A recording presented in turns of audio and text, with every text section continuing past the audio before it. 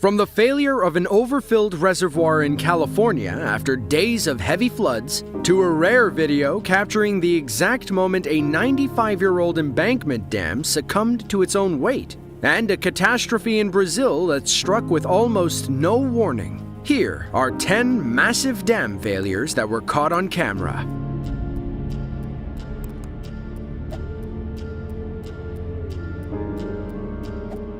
Edenville, Michigan is a small community on the eastern banks of the Tittabawassee River. About a mile north of the town sat, the Edenville Dam, which blocked the flow of the Tittabawassee and Tobacco rivers to form Wixom Lake. We say sat because the dam failed in May of 2020. Heavy rain pelted the Edenville Dam and surrounding area, causing the earthen embankment's eastern side to fail catastrophically. The influx of water forced residents in Edenville and Sanford to evacuate as water headed downstream to the Sanford Dam, about 10 miles away.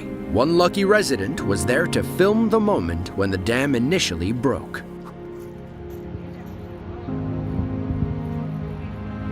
There it goes.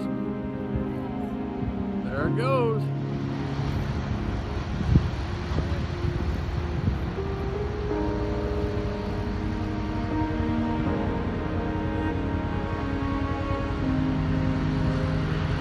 There we go, there's the rush.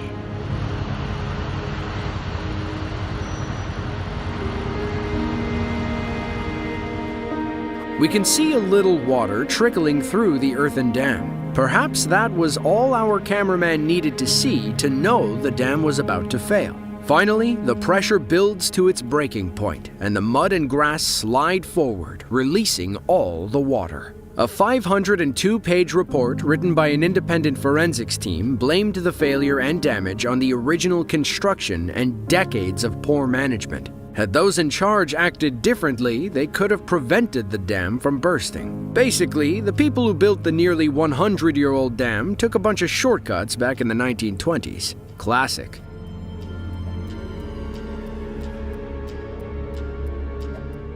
Brumadinho is a municipality in southeastern Brazil, home to just over 40,000 people. It's also home to the Corrego de Feijão iron mine and the site of one of the worst dam failures in history. But instead of holding back water, the Brumadinho Dam was holding back toxic mining byproducts called tailings. On January 25th of 2019, the Brumadinho Dam collapsed without warning. A massive mudslide engulfed the Iron Man while the employees ate lunch. It spread for miles through the forest before reaching the Paraopeba River. Stationary camera footage really puts the catastrophe into perspective. That's not just another mountainside you're looking at. The whole thing is a tailings dam, and it's just about to fail. The earthen wall collapses, leading to a powerful landslide that wipes out everything in its path. Mud and debris cascade over the tree line before making their way towards the mine. Here, you see the wall of debris push its way across the landscape as workers quickly escape.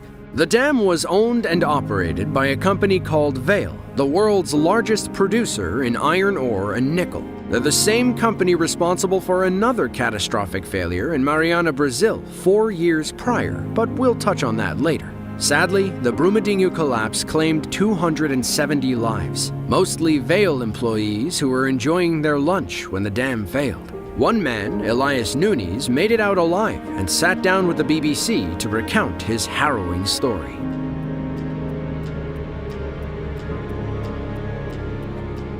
Uttarakhand is a North Indian state that is often referred to as Devbhumi, translating to Land of the Gods. The nickname comes from the numerous Hindu temples scattered across the area. It's also a Himalayan state, meaning its people are at the mountain's mercy. In February of 2021, a glacial dam burst high in the mountains, causing massive amounts of water and debris to rush towards the hydropower workers below. Several angles from that fateful day show how mighty the mountains truly are.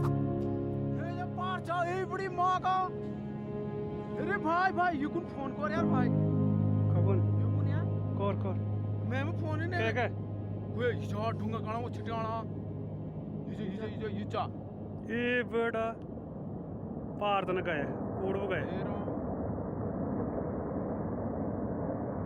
ये कौन phone कर यार हड़ के पाल में company का यार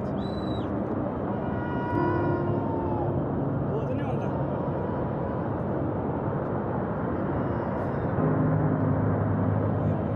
देखिए भाई तूफान आ रहा जबरदस्त कंपनी की तरफ जा रहा है ये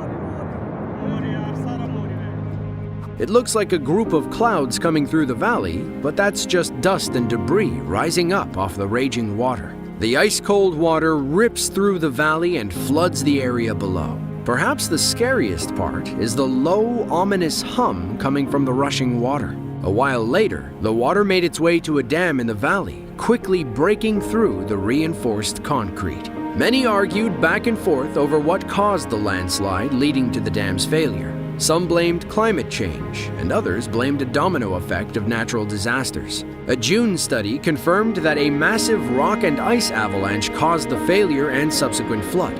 Experts estimate the avalanche was about 27 million cubic meters of rock and glacial ice. The ice melted as it fell, which led to the flood.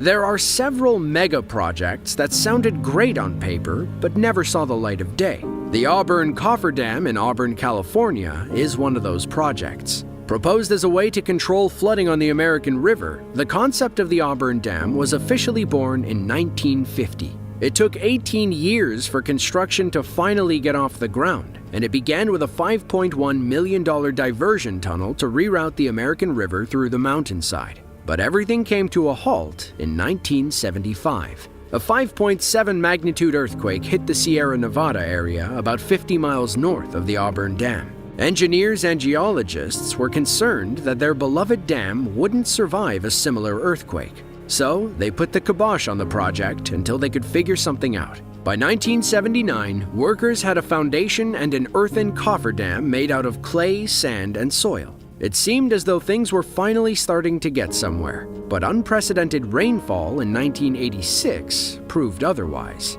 Water quickly filled the Auburn Cofferdam to the point that its storage and diversion capacity was exceeded. Officials, fearing a disaster, began releasing water from dams downstream, and that's exactly what they got. As excess water poured over the dam, the loose soil quickly began to erode, and while it was designed to do this, it happened at a much quicker rate than anyone expected. Not too long after it first overtopped, the erosion had carved its way into the reservoir itself, greatly increasing the output rate. By 2:30 p.m. on February 18th, nearly half the dam was gone. Ultimately, an even greater tragedy was avoided by the quick thinking of officials to lower the water level of the dam downstream, which was able to hold strong through the disaster. The collapse spurred new interest in building a proper dam, but as of 2022, the Auburn Cofferdam is a multi-billion-dollar money pit that probably won't ever be built.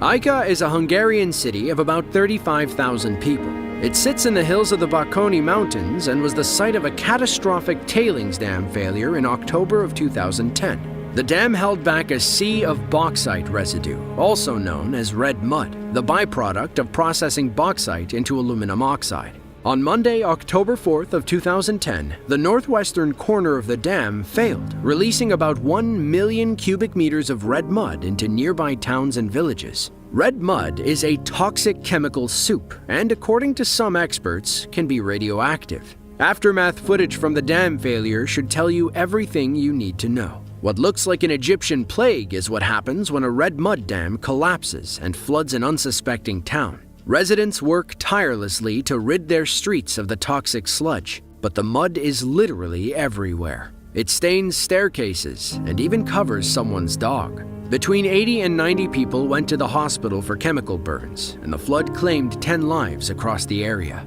The following day, authorities shut down production at the plant and ordered them to repair the dam. By Wednesday, the company chairman said he wanted to resume production over the weekend, and the plant reopened on Friday. The plant boss and 14 other employees were acquitted on negligence charges in 2016, spurring outrage among the local population.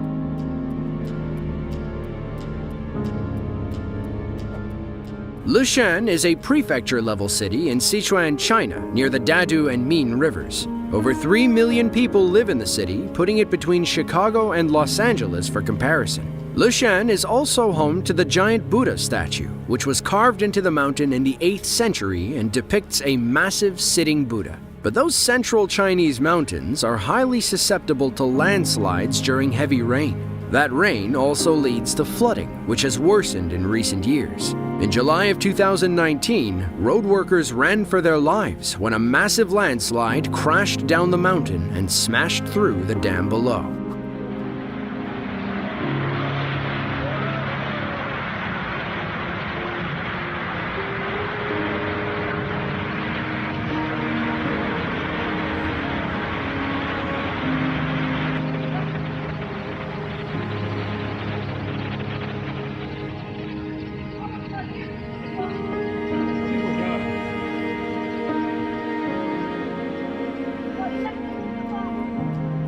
Now that dam may hold back plenty of water, but there is no stopping all those trees and rocks from breaking through.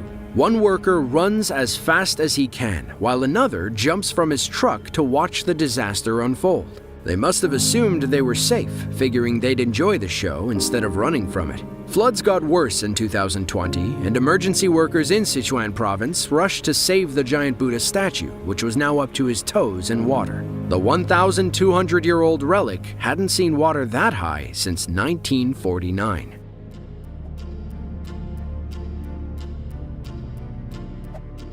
Saisomboon is a new province in Laos, established in December of 2013.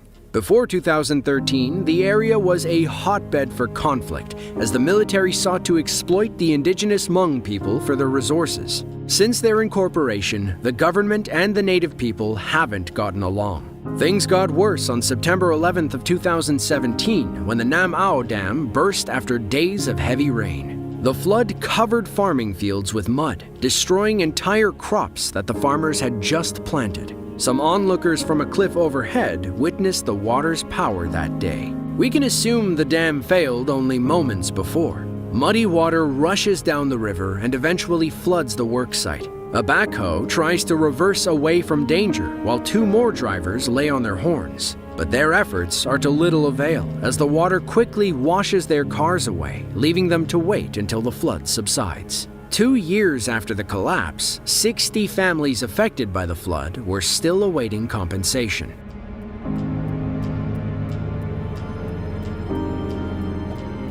Four years before the Brumadinho Dam failure in Brazil, the same company was responsible for another catastrophic failure at a different tailings dam in Mariana, Brazil.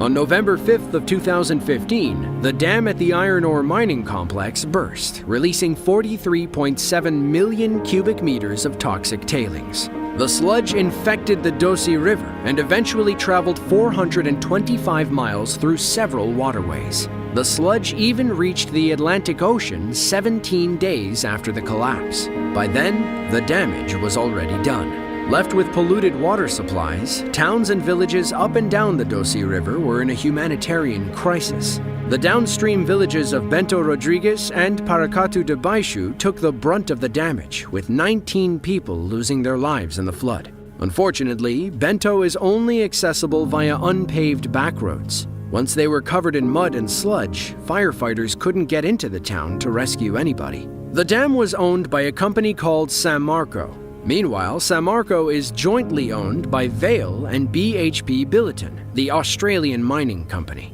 The government brought manslaughter and environmental damage charges against 21 Samarco executives a year later. Then, things got worse when a leaked report from 2013 indicated structural issues with the dam.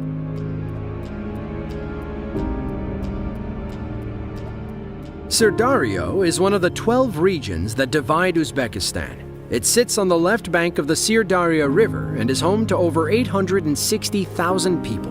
The Sir flows 1,400 miles from the Kyrgyzstan mountains and empties out into the Aral Sea. The Sardoba Reservoir Dam keeps water inside the reservoir, about 922 million cubic meters of it, and uses it for irrigation in the surrounding farmlands and cotton fields. But when the dam failed on May 1st of 2020, all that water spilled out into the fields, causing widespread destruction as far as the northern Kazakhstan border. The camera zooms in on the spot where the Sardoba Dam failed, and we see the water rushing out and flooding the farmlands. Then, some rescue workers wade through the water as they pass a house that's collapsed from the flood. Elsewhere, the destruction is hard to look at, as most homes look like twisted piles of metal. 5 days of severe storms caused one of the walls to collapse, and water spilled into the cotton fields nearby. To try and stop the bleeding, authorities opened a gate into the Golodno-Stepsky Canal. The idea was that the water would flow into a series of lakes and wetlands, but the water overwhelmed the canal and just made the flooding worse. According to Uzbekistan's Ministry of Finance, it'll cost 1.5 trillion som, or a little over $400 million, to repair the dam.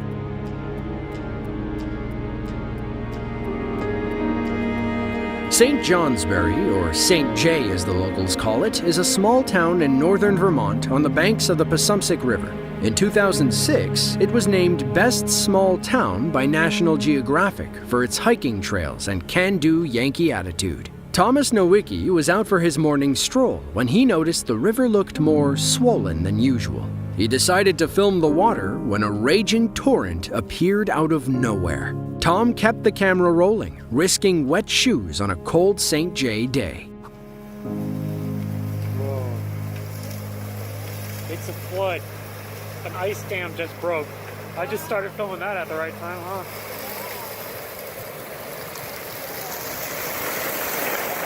Whoa. Holy smokes. Holy smokes. Oh my goodness. What in the world is this? Holy smokes. I've never seen this before. Oh my gosh. A massive wave of ice and water comes rushing down the river and under a bridge. It doesn't look that bad at first, but the water never stops coming. The rising water forces Tom to take a few steps back, and we see how high the current actually gets compared to the bridge. The massive chunks of ice make it pretty clear what happened. An ice dam, also known as an ice jam, broke upstream, releasing all the river water it once held back. When temperatures increase gradually, the ice can slowly melt, allowing the water to flow at a reasonable pace. But if the temperature spikes, the ice dam melts too fast, and you get something similar to what happened in St. J. If you enjoyed this video and want to see another one just like it, then be sure to click the link on screen now. With that, thank you all for watching, and be sure to tune in next time.